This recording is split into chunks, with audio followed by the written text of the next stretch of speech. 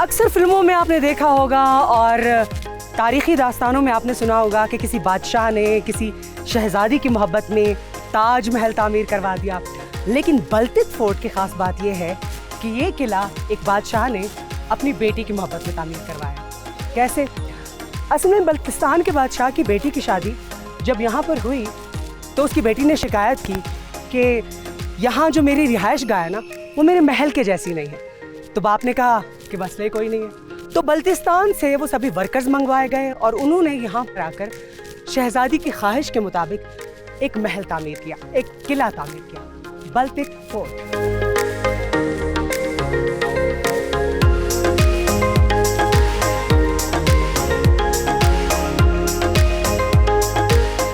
यहाँ पर कुछ पॉट्स रखे हैं। अब इनकी यकीनन हिस्टोरिकल वैल्यू होगी। हमारे गाइड आते हैं, he is just probably around the corner, तो उनसे पूछते हैं कि इनकी क्या हिस्टोरिकल वैल्यू है। Oh hello, I was just waiting to. आइए प्लीज़ माइक दीजिए। यहाँ से हम बढ़ते हैं किचन की तरफ, शाही किचन।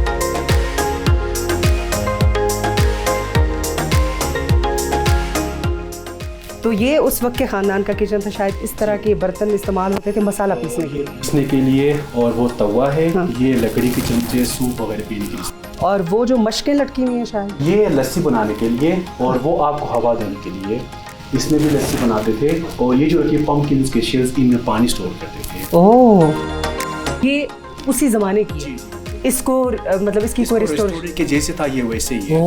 और इस पे जो है ना, रोशनी के लिए रात के टाइम पे दिए और चिराग जलाते थे। दिन के टाइम पे यहाँ से रोशनी आती थी। हर घर में इस तरह सेंट्रल पोर्शन में होता वेंटिलेशन उसका है। आप ये देखें कि उस तरह की सिविलाइजेशन में भी कितना ख्याल रखा गया है कि वेंटिलेशन हो, दिन के टाइम रोशनी का एहतमाम हो।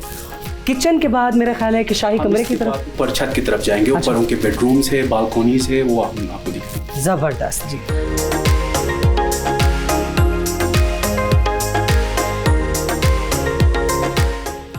तो ये तो शाही महराब तख्त सा लग रहा है। यहाँ पे इनका दरबार लगता था, लोगों के मसाइल सुनना, फैसले यहाँ बैठ के करते थे।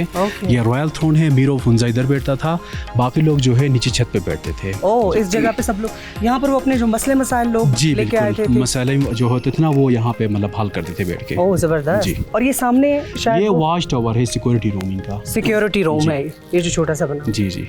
और जो ये जगह है, ये शायद उनका हम इसके आगे जाएंगे थोड़ी देर में, ठीक है, 1-2 मिनट के बाद आगे चलते हैं।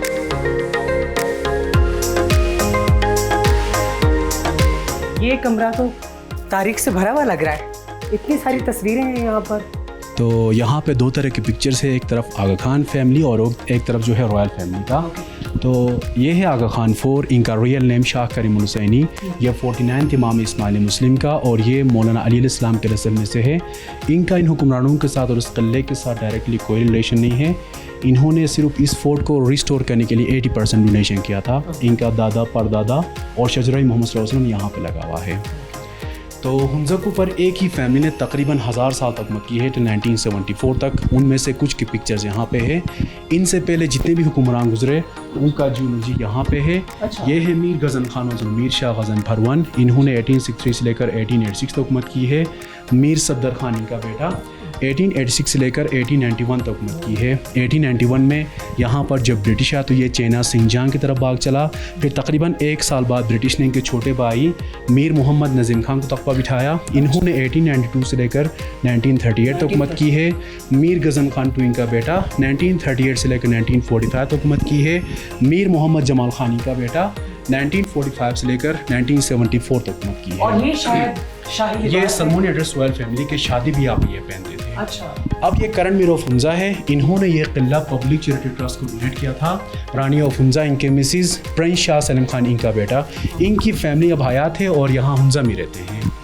ये कुछ तलवारें हैं जो डिफेंस के लिए इस्तेमाल करते थे। वाह, ये उस जमाने के वेपन्स हैं शायद उनके। जी, डिफेंस के लिए। और ये ढाल है जी, वहाँ पे एक नाइफ भी नजर आ रहा है। ये इनका डिफेंस, यानी कि उनकी फोर्सेस जो थी जी डिफेंस के लिए इस्तेमाल करते थे। जी ज़बरदस्त, बहुत अच्छा, रियली नाइस। और ऊपर भी आप देखें कि यहाँ पर इस वक्त कोई लाइट, कोई बल्ब नहीं जल रहा है, लेकिन ये एरिया इतना लिट है। आप ये देखें कि ऊपर इस तरह से इंतज़ाम किया गया है, रोशनदान लगाए गए हैं मल्टीपल। तो कंस्ट्रक्शन इस किले की बहुत ही अमेजिंग और बहुत खूबसूरत है। द रीज़न इतने 100 साल के बाद भी रेस्टोरेशन इसकी मुमकिन हुई है, बिल्कुल। किया जाता है जी बिल्कुल। अदरवाइज तो अगर बिल्डिंग बहुत ज़्यादा स्ट्रॉन्ग ना बनी हुई बिल्कुल। तो कुछ ही सालों में अपना नामो निशान ही खत्म जी हो बिल्कुल। जाता है। तो ये हिज हाइनेस प्रिंस किरम आगा खान ने इस फोर्ट को रिस्टोर करवाया है। बहुत ही आपने हमें यूज़फुल बातें बताई हिस्ट्री के बारे में, ना सिर्फ मेरे लिए बहुत सारी इन्फॉर्मेशन थी बल्कि आप लोगों के लिए भी, और आपके साथ तो हमारा प्रॉमिस है कि ना सिर्फ आपको एडवेंचर कराएंगे बल्कि आपको तारीख के अवराक में झांकने का मौका भी देंगे। आगे आप हमें क्या दिखा रहे हैं? समर बेडरूम की तरफ चलते हैं।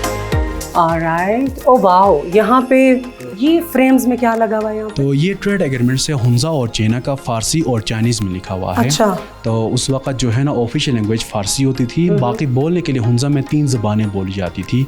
अब भी वही 3 ज़बानें बोली जाती है जो मादरी लैंग्वेजेस है। अपर हुंजा जिसको गोजाल कहते हैं ना, वहाँ पे वही बोलते हैं। यहाँ सेंट्रल हुंजा में बुरशस की और लोअर हुंजा में शीना ज़बान बोलते हैं। तीनों बिल्कुल डिफरेंट लैंग्वेजेस है। तो क्या वक्त के साथ साथ यकीनन जिस तरह सारी की सारी लैंग्वेजेस इवॉल्व होती हैं, कुछ ख़त्म हो जाती हैं, तो ये खत्म नहीं हुई, ये मादरी लैंग्वेजेस है। अभी भी हम अपने घरों में जो है ना यही मादरी और लैंग्वेज बोलते हैं। कितने सालों से ये कायम रहा है? तो तकरीबन हो सकता है 1000 साल पुराना ही हिस्ट्री है हुंजा का, तो 1000 साल पुराना ही ये लैंग्वेजेस है जी। और ये भी क्या वही ट्रेड एग्रीमेंट्स हैं? ये सारे ट्रेड एग्रीमेंट्स पे बिल्कुल चाइना और हुंजा का।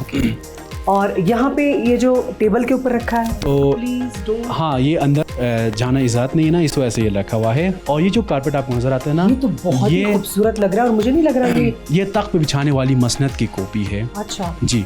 और ये ऊपर सीलिंग का जो डिज़ाइन आपको नजर आता अच्छा, है ये ना, जो मसनद की कॉपी है, क्योंकि जी, जी। ये इस सारे एम्बियंस में बिल्कुल नई नई लग रही है, तो ये रेप्लिका है, ओरिजिनल वाला हमने सेफ में रखा हुआ है। जी। ओह, और ओरिजिनल जैसी है ये? हाँ, जैसे वैसे इसको कॉपी So किया हुआ है। beautiful. और ये सीलिंग का डिज़ाइन 1911 में ये कश्मीर से लेकर आए थे। This is- 3 नवंबर 1947 को हुंजा पाकिस्तान के साथ जब इल्हाक किया था ना, तो ये जो लेटर है ना, ये एक्सेशन लेटर की कॉपी है उस वक्त। अच्छा। जी।